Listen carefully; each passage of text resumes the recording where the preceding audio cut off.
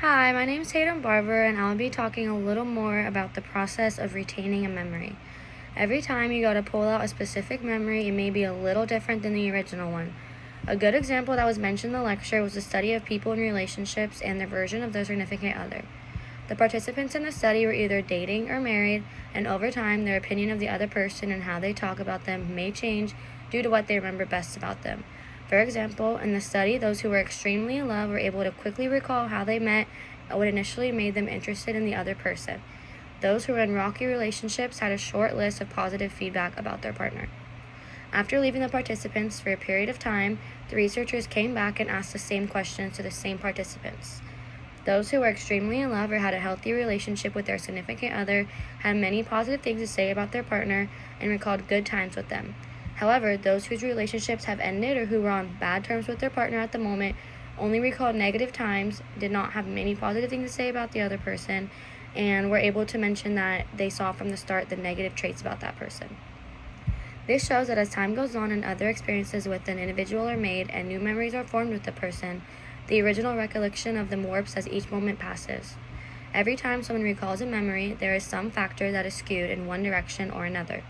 This supports the fact that outside environments can affect what someone remembers most about individuals. As more negative memories are fade, the positive ones slip away, and vice versa. For example, imagine there are two couples. Couple A started their relationship off beautifully and had great times. However, as time went on, they started having small arguments that would quickly escalate into huge outbursts and large debates. After each argument, one of the partners gets the other a bouquet of flowers after every argument.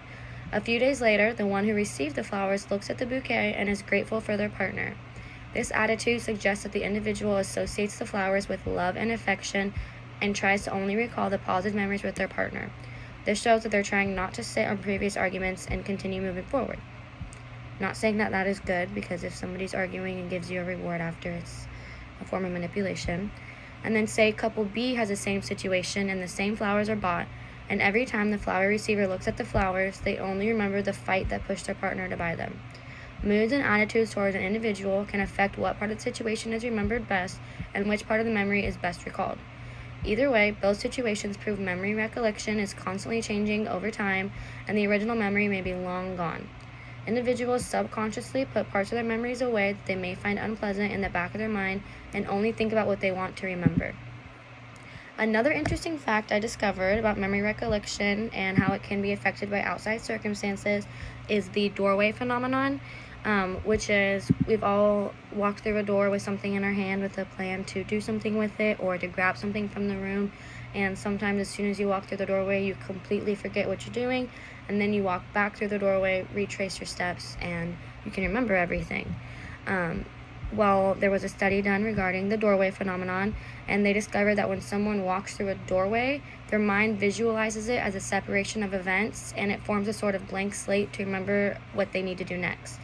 And another study was done where participants were asked to imagine walking through a doorway without physically walking through a doorway, and even that was enough to negatively affect their memory, and they weren't able to recall the previous asked question or the previous presented object or whatever it may have been to test their memory.